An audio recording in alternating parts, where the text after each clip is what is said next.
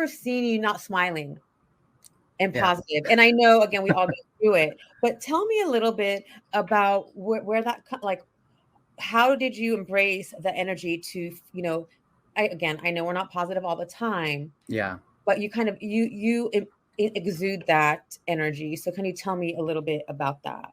Like, where does that come from?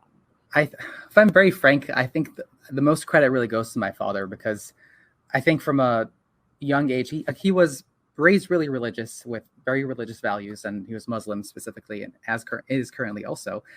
But I think there was a lot of certain somber, serious values that were instilled in him. I think that's what the path that he lived before.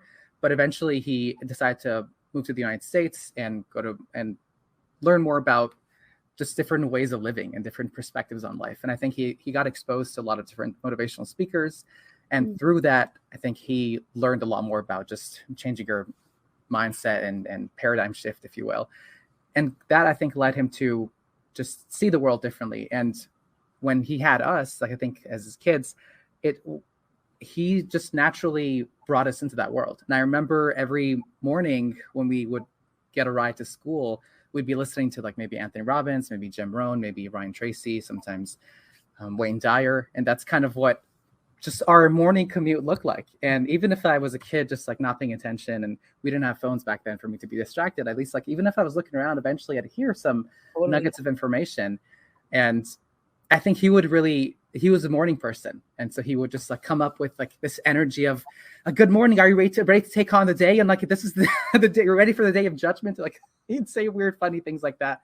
And we're like, oh, okay, Dad, whatever. And so I think having that energy and, like, seeing someone be full of energy in the morning, I think was a way to jumpstart the day and just make you think that this is how you should be. And I think we start our lives with idolizing our parents, and sooner or later we realize they're just human. But in those early years, we just think that this is how it should be, and we just really want to mimic their behavior. And I think it was something that I think I picked up naturally from my father.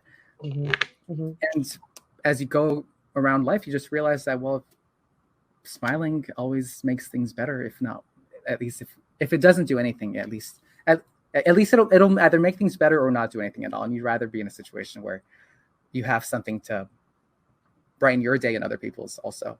No, I totally agree. And I love that, because you use the old timers like Tony Robbins, Jim Rohn, Wayne Dyer. Yeah. And same thing. Like, I, in my teens, started listening to all of the old timers. I started with Tony Robbins. So my house was like that, where my kids were like, what are you listening to? This is stupid.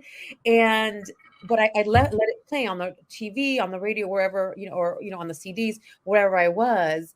And you're right, because now I don't even have to tell my kids.